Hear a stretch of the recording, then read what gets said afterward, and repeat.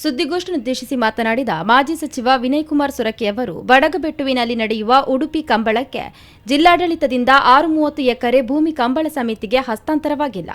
ಆದ್ದರಿಂದ ಫೆಬ್ರವರಿ 28ರಂದು ಕಾಪು ಶಾಸಕರ ನೇತೃತ್ವದಲ್ಲಿ ನಡೆದ ಕಂಬಳ ಕರೆಯ ಭೂಮಿ ಪೂಜೆ ಕಾನೂನು ಬಾಹಿರವಾಗಿದೆ ಎಂದು ಹೇಳಿದರು. ಉಡುಪಿ ಕಂಬಳ ನಡೆಸುವುದಕ್ಕೆ ತನ್ನ ಅಭ್ಯಂತರವಿಲ್ಲ. ಆದರೆ ಅದು ಬಿಜೆಪಿ ಪಕ್ಷದ ಕಂಬಳ ಆಗಬಾರದು, ಜಿಲ್ಲಾಡಳಿತದ ಕಂಬಳ ಆಗಬೇಕು. ಸ್ಥಳೀಯ ಜನರಿಗೆ ಕಂಬಳದಿಂದ ತೊಂದರೆಯಾಗದಂತೆ ಸೂಕ್ತ ವ್ಯವಸ್ಥೆ ಆಗಬೇಕು ಎಂದು ಒತ್ತಾಯಿಸಿದರು. ಜನಪ್ರತಿನಿಧಿಗಳು ಜಿಲ್ಲಾಡಳಿತ ಹೊರಡಿಸಿರುವ ನಿಷೇಧಾಜ್ಞೆಯನ್ನು ಉಲ್ಲಂಘಿಸಿ ಶಂಕುಸ್ಥಾಪನೆ ನಡೆಸಿದ್ದಾರೆ. ಶಾಸಕರು ತಮ್ಮ ಅಕ್ರಮಗಳನ್ನು ಮುಚ್ಚಿಹಾಕಲು ತನ್ನ ಮೇಲೆ ಆರೋಪವನ್ನು ಹೊರಿಸುತ್ತಿದ್ದಾರೆ. ಶಾಸಕರು ತಮ್ಮ ಕಾನೂನು ಬಾಹಿರ ಜೂಜು ನಡೆಸುವ ಹಿಂಬಾಲಕರಿಗಾಗಿ ಈ ಕಂಬಳವನ್ನು ನಡೆಸುತ್ತಿದ್ದಾರೆ. ಬಡಗುಬೆಟ್ಟು ಪಂಚಾಯಿತಿಯಲ್ಲಿ ಬಡವರಿಗೆ 5 ಸೆಂಟ್ಸ್ ಭೂಮಿ ನೀಡದ ಶಾಸಕರು ಅರಣ್ಯ ಇಲಾಖೆಯ 5.30 ಎಕರೆ ಭೂಮಿಯಲ್ಲಿ ಕಂಬಳ ಮಾಡಲು ಹೊರಟಿದ್ದಾರೆ. ಅರಣ್ಯ ಇಲಾಖೆ ಕಾಯ್ದೆ ಉಲ್ಲಂಘಿಸಿದ್ದಕ್ಕಾಗಿ ಅರಣ್ಯ ಇಲಾಖೆ ಪ್ರಕರಣವನ್ನು ದಾಖಲಿಸಿಕೊಂಡಿದೆ.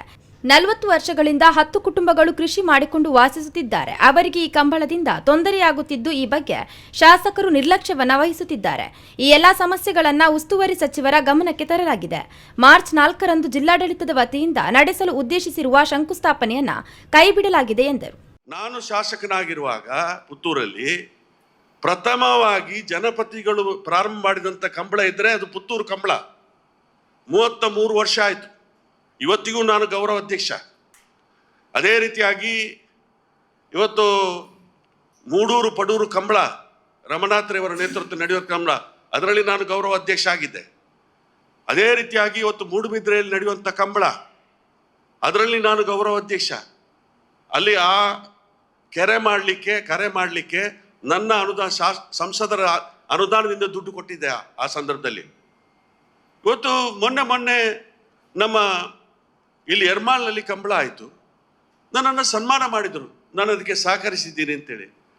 ನಮ್ಮ ಕಂಬಳದಂಥ ಕ್ರೀಡೆಗೆ, ಜನಪದ ವೀರ ಕ್ರೀಡೆಗೆ ನಾವು ಪ್ರೋತ್ಸಾಹ ಕೊಟ್ಟಿದ್ದೇವೆ. ಅದು ಕಂಬಳ ನಿಲ್ಲಬೇಕು ಅನ್ನುವಂಥ ಪರಿಸ್ಥಿತಿ ಬಂದ ಸಂದರ್ಭದಲ್ಲಿ ಕೂಡ ನಾನು ಸಚಿವನಾಗಿದ್ದೆ.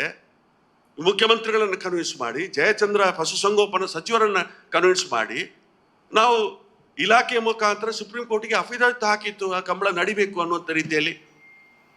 ಇವತ್ತು ಏಕಾಏಕಿಯಾಗಿ ಕಂಬಳದ ಹೆಸರಿನಲ್ಲಿ ಇವತ್ತು ಇಂಥ ಅಕ್ರಮವನ್ನು ಮಾಡುವಂಥ ದೃಷ್ಟಿಯನ್ನು ಮುಚ್ಚಿ ಹಾಕ್ಲಿಕ್ಕೋಸ್ಕರ ವಿನಯ್ ಕುಮಾರ್ ಸೊರಕೆಯನ್ನು ಹೆಸರನ್ನು ಹೇಳುವಂಥದ್ದು ಎಷ್ಟು ಸೂಕ್ತ ಅನ್ನೋದರ ಬಗ್ಗೆ ತಾವು ಆಲೋಚನೆ ಮಾಡಬೇಕು.